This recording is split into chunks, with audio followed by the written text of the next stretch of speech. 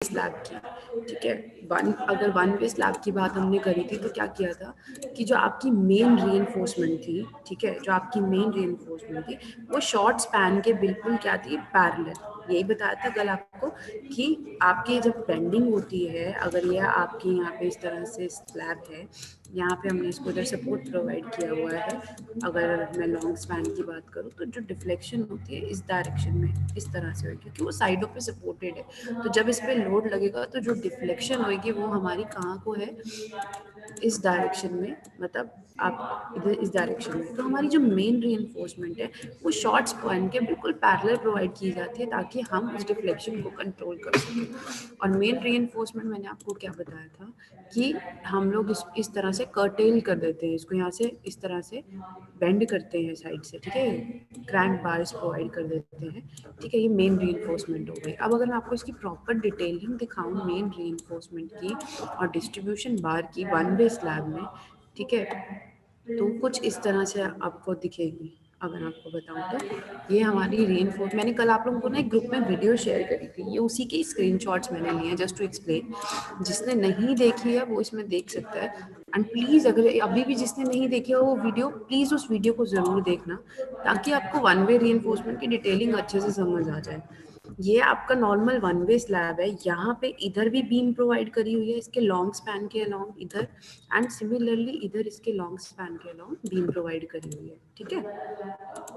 अब इसको अगर और ध्यान से देखो, मैंने क्या बताया था कि आपके जो एक मिनट,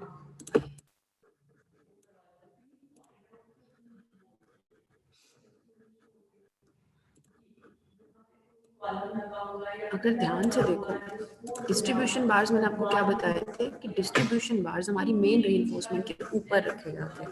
तो अगर मैं आपको बोलूँ कि ये अगर आपकी ये जो स्ट्रेट बार्स जा रहे हैं बिल्कुल, ठीक है, जो कि लॉन्ग स्पैन के बिल्कुल पैरेलल थे, ठीक है, ये हमारे क्या होगा, डिस्ट्रीब्यूशन बार। और ये वाले जो बार्स हैं ना, ये देख रहे हो जैसे ये, ठीक है, ये जो नीचे वाले बार्स हैं इनके, ये इधर से ऑल्टरनेटिवली यहाँ पे क्या किया था, इनको बेंड किया था। ये हमारी मेन रीइंफोर्समेंट है, ये शॉर्ट स्पैन के पैरेलल है, ठीक है।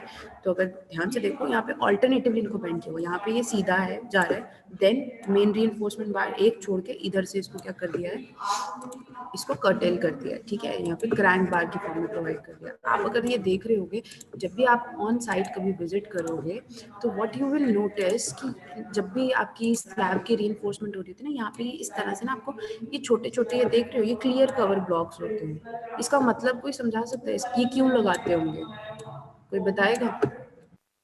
ये छोटे छोटे ब्लॉक्स को रखा जाता है, फिर इनके ऊपर रीइंफोर्समेंट रखी जाती है। बताओगे क्यों किया जाता है ऐसा? और नीचे हमारी शटरिंग होती है, प्लीज बताइए क्यों करते हैं ऐसा? कंक्रीट इनके नीचे इक्वली फैल जाए। हाँ, बेसिकली कहने का मतलब क्लियर कवर प्रोवाइड करना होता है ना। ये जो यस मैम। रीइंफोर्समेंट है इसके नीचे हमें क्लियर कवर देना होता है, इसीलिए इसका नाम क्लियर कवर ब्लॉक। इनके ऊपर सरिया बिछाया जाता है, क्यों? क्योंकि आप ये देखो, जब हम, अगर मैं नॉर्मल बीम सेक्शन की बात करूँ, ठीक है, यहाँ पे अगर रीइंफोर्समेंट है, हमने इसको शटरिंग करनी है, तो अब ये क्लियर कवर जो प्रोवाइड करना है, ठीक है, तो हमें क्लियर कवर चाहिए। अगर फॉर एग्जांपल अगर मान लो ये 30 mm है या 50 mm, जितना भी लेते हो, 40 mm लेते हो, ठीक है, तो अगर ये तुम्हें क्लियर कवर प्रोवाइड करनी है, उतनी डायमेंशन जितना क्लियर कवर तुम प्रोवाइड कर रहे हो ना, तो ये जो क्लियर कवर ब्लॉक होता है ये उतनी डायमेंशन का होता है। ये नॉर्मल तुम्हारा सीमेंट कंक्रीट, ताकि ये जो तुम्हारा कवर है वो मेंटेन करा जाए। तो इसीलिए हम लोग इसको शटरिंग के ऊपर रख देते हैं, मतलब जैसे शटरिंग करें तो उसके ऊपर नीचे ये चीज़ रखी होती है ताकि उतना क्लियर कवर आपका बन जाए, ठीक है। तो ये एक नॉर्मल एग्जांपल देना था आपको कि किस तरह से हमारा सरिया ले किया जाता है, रखा जाता है, और मतलब हमारे बार्स प्रोवाइड किए जाते हैं वन वे स्लैब के अंदर। अब अगर इसको और थोड़ा ध्यान से देखो तो ये कुछ इस तरह से आपको दिखेगा। ये जो एकदम लॉन्गिट्यूडनल बार्स जा रहे हैं मेन रीइंफोर्समेंट के ऊपर रखे हुए हैं, ये हमारे कौन से हो गए, कौन से बार्स हो गए? ये जो ये लंबे वाले बार्स हैं, जो डिस्ट्रीब्यूशन बार। डिस्ट्रीब्यूशन बार। ये डिस्ट्रीब्यूशन है।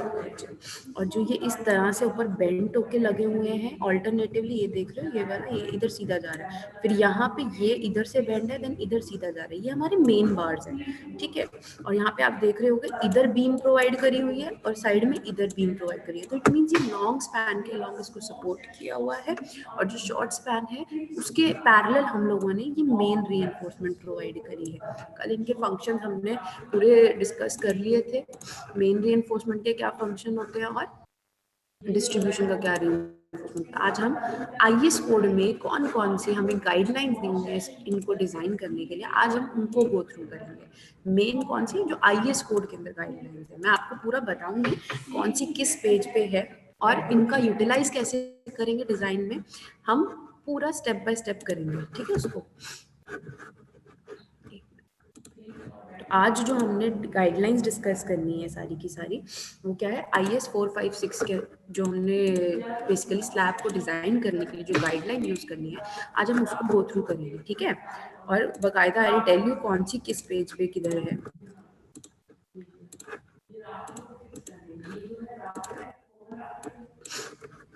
IS 456 के हिसाब से जो हमारी गाइडलाइंस यूज होती है किसको डिज़ाइन करने के लिए, स्लैब्स को डिज़ाइन करने के लिए, इन जनरल जितनी भी गाइडलाइंस हैं उसको डिस्कस करेंगे। सबसे पहली इफेक्टिव स्पैन की कौन कौन सी गाइडलाइंस है, क्यों इतना इंपॉर्टेंट है, ध्यान से देखो। ये बीम का आपको मतलब ये आपको स्लैब का सेक्शन दे रखा है, ठीक है, और इधर ये हमारी इस साइड से सपोर्टेड है, इस साइड से सपोर्टेड है। जो स्पैन होता है ना वो बहुत ही इंपॉर्टेंट क्राइटेरिया है हमारे लिए जब भी हम स्लैब डिसाइड करते हैं। क्यों? क्योंकि इस स्पैन के ऊपर ही ओवरऑल हमारा लोड क्या होता है, डिस्ट्रीब्यूट होता है। तो जो स्पैन है वो हमारे लिए बहुत इंपॉर्टेंट क्राइटेरिया है, क्योंकि इस पूरी स्पैन के ऊपर लोड क्या हो रहा है, डिस्ट्रीब्यूट हो रहा है। एंड फर्दर उसकी वजह से लोड डिस्ट्रीब्यूट होने की वजह से क्या एक्ट हो रहा है, बेंडिंग मोमेंट एक्ट हो रही है। तो हमारा जो अगर बेंडिंग मोमेंट एक्ट होगी तो फर्दर क्या इंड्यूस होगी, डिफ्लेक्शन इंड्यूस होगी।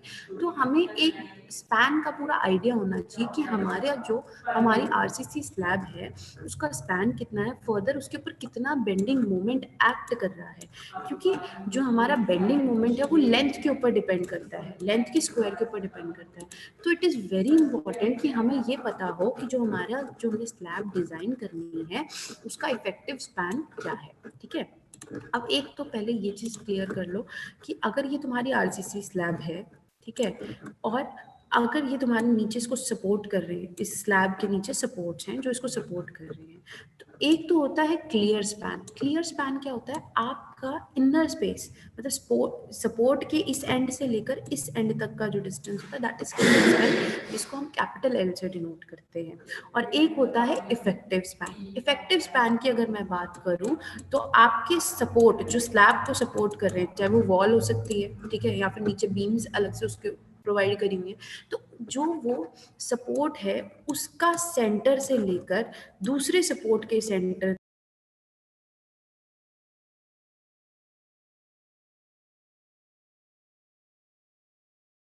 ठीक है, प्लस इस सपोर्ट का हाफ। मतलब अगर मैं बोलूँ इस सपोर्ट की विड्थ W है, ठीक है, तो आपका इफेक्टिव स्पैन क्या होगा, क्लियर स्पैन जो आपका L है plus W plus W, exactly. कहने का मतलब, या फिर अगर आपको ऐसे समझाऊं तो W/2 plus W/2 which is equal to what, W only, ठीक है। आपका इफेक्टिव स्पैन क्या हो गया, आपका क्लियर स्पैन प्लस इसका सपोर्ट का हाफ प्लस इसका सपोर्ट का हाफ, ठीक है, क्योंकि हम सपोर्ट के सेंटर टू सेंटर का डिस्टेंस ले रहे हैं, दैट इज इफेक्टिव स्पैन, है ना। तो यहाँ तक एक चीज समझ आई कि इफेक्टिव स्पैन और क्लियर स्पैन में क्या फर्क है, ये तो चलो एक चीज सिंपल बताई। अब मैं आपको बताती हूँ। अच्छा, पहली बात, ये कोड्स में आपका कहाँ मिलेगा आपको, ठीक है, ये वाले पॉइंट्स आपको कोड्स में आपको मिलेंगे पेज नंबर 53 के ऊपर, इफेक्टिव स्पैन वाला, ठीक है। अभी मैं आपको दिखा भी देती हूँ, पहले समझेंगे मैं फिर कोड्स में दिखाऊंगी, ठीक है। हम पहले इसको इजी लैंग्वेज में समझेंगे क्योंकि कोड्स की लैंग्वेज थोड़ी टफ होती है। अगर मैं आपको इफेक्टिव स्पैन समझाऊँ ये आपको पेज नंबर 53 और क्लॉज जो आपको दिखेगा कोड में 22.2 क्लॉज के अंदर इफेक्टिव स्पैन के बारे में सब बता रखा है। इफेक्टिव स्पैन हमें क्यों इम्पोर्टेंट है, क्योंकि जो भी बेंडिंग मोमेंट, शेयर फोर्स उसी स्लैब के स्पैन के ऊपर लग रही है, तो इसीलिए हमारे लिए वेरी इंपॉर्टेंट क्राइटेरिया है। अब अगर मैं आपको बताऊं कि हमारे पास, देखो आपने different types of support study करके आए हो, सिंपली सपोर्टेड आपने पढ़ा है, स्लैब पढ़ा है, कैंटिलीवर आप लोगों ने पढ़ा है, ठीक है, तो डिफरेंट टाइप्स ऑफ आप लोग बीम स्टडी करके आए हो ना, तो उन्हीं उन्हीं सपोर्ट्स को कंसीडर करते हुए हमारे पास इफेक्टिव स्पैन आते हैं। अगर मैं बात करूं सबसे पहले कि अगर हमारी जो स्लैब है वो सिंपली सपोर्टेड है, हमारी जो स्लैब है वो किस तरह की है, सिंपली सपोर्टेड है। अगर मैं एग्जांपल दूं,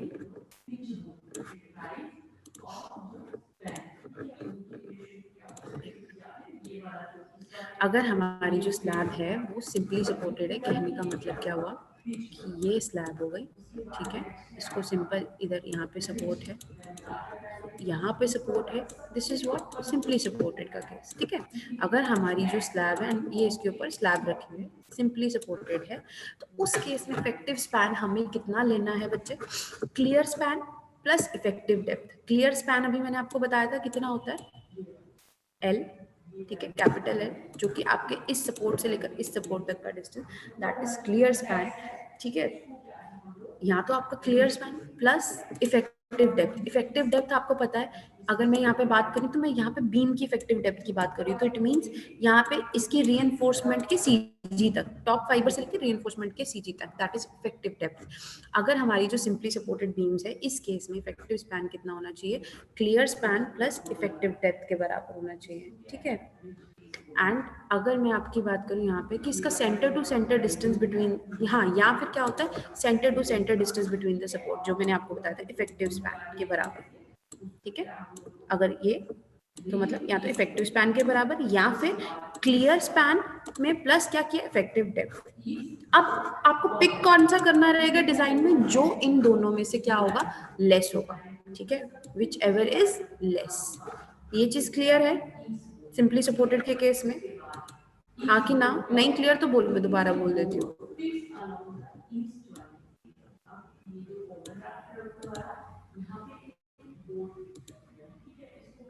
बोलो, समीना,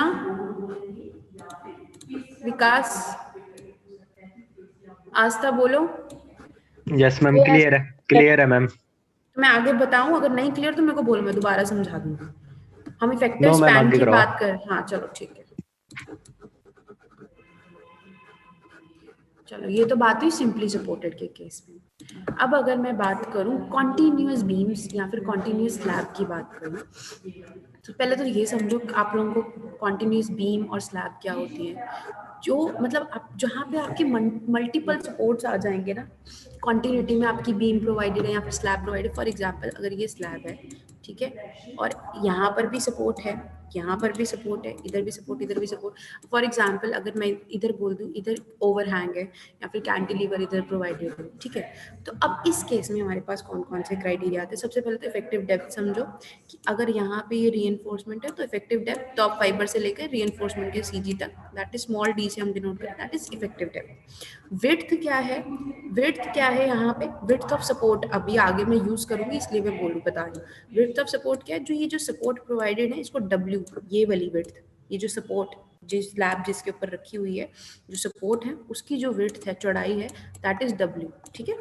अब इस केस में कॉन्टिन्यूस स्लैब की अगर मैं बात करूं, हमारे पास दो क्राइटेरिया आते हैं, ठीक है। पहले तो ये समझ लिया ना कॉन्टिन्यूस क्या है।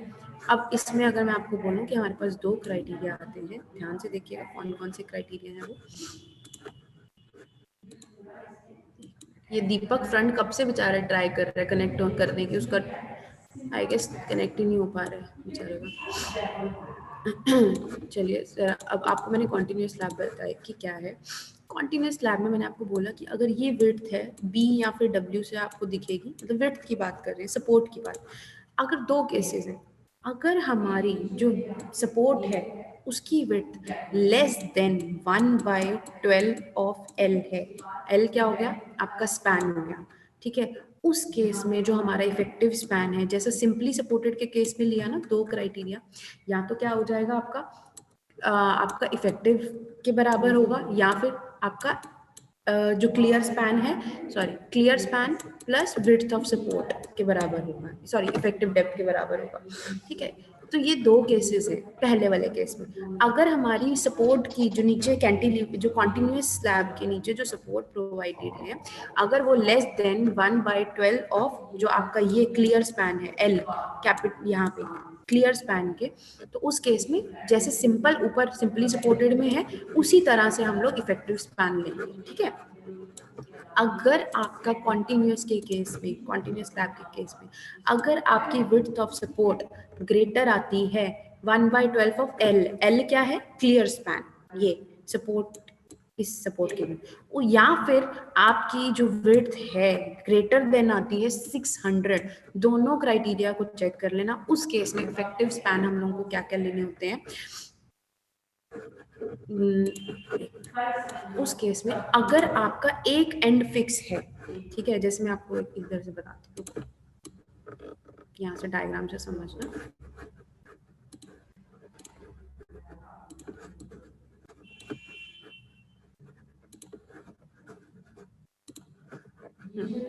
अगर आपका, ठीक है, अभी एक पहला केस तो जैसे 1 वाला जो सेम, अगर आपका एंड स्पैन जो पहले सेकंड वाले केस की बात कर रही हूँ, ठीक है, उस केस में अगर आपका जो एंड स्पैन है with one end simply supported है and the other end continuous, example ये वाला जैसे ए बी और डी ई वाला, this A B and this D E, मतलब इसका एक एंड सपोर्टेड है सिंपली सपोर्टेड और आगे पूरी कॉन्टिन्यूस है। सिमिलरली इसका एक एंड पूरा सिंपली सपोर्टेड, आगे पूरी कॉन्टिन्यूस बीम है। इस केस में जहाँ पे आखिरी सपोर्ट, उस केस में इफेक्टिव स्पैन क्या होता है, क्लियर स्पैन, मतलब एल जो ये वाला क्लियर स्पैन हो गया, इन दो के बीच का distance L plus 1/2 of effective depth. ये क्लियर है सेकेंड क्राइटेरिया। इफेक्टिव डेप्थ आपको समझ आ गई, ये स्लैब की इफेक्टिव डेप्थ स्मॉल डी। ठीक है, या फिर clear span plus 1/2 width of the simple support. Width of the simple support कौन सा होगा, W, मतलब ये वाला सपोर्ट, ये W। दो क्राइटेरिया आए, अगर आपका ये वाला जो विड्थ है, जो अभी हमने पहले वाला केस में तो नॉर्मल जैसे 1 में प्रोवाइड कर रहे थे, अगर आपकी width of support greater than आती है 1/12 ऑफ क्लियर स्पैन या फिर 600 से ज्यादा, तो उस केस में या तो इस ढंग से हम लोग इफेक्टिव स्पैन प्रोवाइड करेंगे, या फिर क्लियर स्पैन मतलब capital L plus 1/2 width of the support. Width of the support जिस ये वाले सपोर्ट की विड्थ, ठीक है, जितने भी ये सपोर्ट है उनकी जो विड्थ है वो पिक कर लो। अब इन दोनों में से कौन सी वैल्यू पुट करनी है, जो लेस होएगी।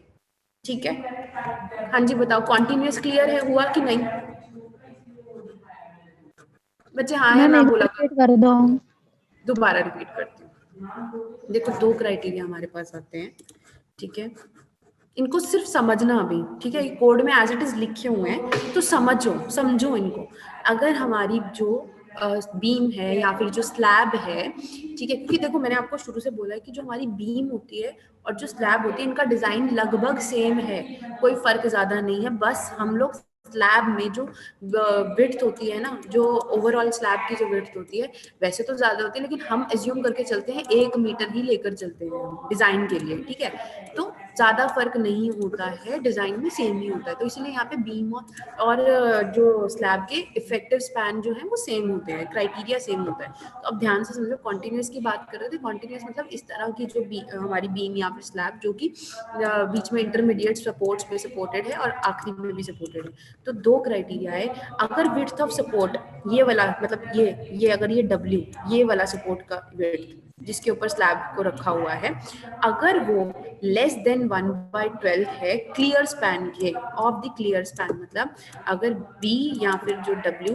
विड्थ की बात कर रहे हैं ना सपोर्ट की, लेस देन L/12 है, उस केस में जैसे सिंपली सपोर्टेड में प्रोवाइड किया था ना, वही वे से हम लोग इफेक्टिव स्पैन लेंगे। ठीक है, लेकिन अगर जो सेकंड केस मैंने आपको बताया था, जैसे कि अगर आपका सेकंड केस जो आता है, ठीक है, ये वाला सेकंड केस जो मैं बता रही थी कि अगर हमारी जो विड्थ थी या जो W या B से अगर डिनोट करें, अगर ये ग्रेटर देन 1/12 आता है इफेक्टिव स्पैन के, सॉरी क्लियर स्पैन के, या फिर 600 mm ज़्यादा आती है तो उस केस में हमारे इफेक्टिव स्पैन दो तरीके से लिए जा सकते हैं, ठीक है। अब वो दो वेज कौन कौन से थे, या जो मैं आपको डायग्राम के थ्रू समझा रही थी नीचे, ठीक है। दो तरीके से प्रोवाइड किए जा सकते हैं। अगर आपका एंड स्पैन, मतलब ये वाला एंड स्पैन, अगर यहाँ से इस पॉइंट की बात करूँ जिसका आखिरी सिंपली सपोर्टेड है, आगे कॉन्टिन्यूअस है पूरा का पूरा, उस केस में या तो आप क्या ले सकते हो, क्लियर स्पैन, मतलब कैपिटल एल, मतलब इन दो सपोर्ट्स के बीच का डिस्टेंस एल, ठीक है, प्लस 1/2 ऑफ डी। डी क्या हो गया, ये वाली इफेक्टिव डेप्थ स्लैब की, ठीक है। या तो ये वैल्यू पिक करोगे या फिर clear span L and 1/2 width of the simple support. Simple support ये वाला, अगर जो सपोर्ट उसकी जितनी विड्थ है उसकी वैल्यू ले लो, बी या फिर डब्ल्यू से डिनोट करते हैं हम विड्थ को सपोर्ट की, ठीक है। अब इन दो में से जो वैल्यू सबसे कम होगी वो वाली वैल्यू को हम लोग इफेक्टिव स्पैन लेकर चलेंगे।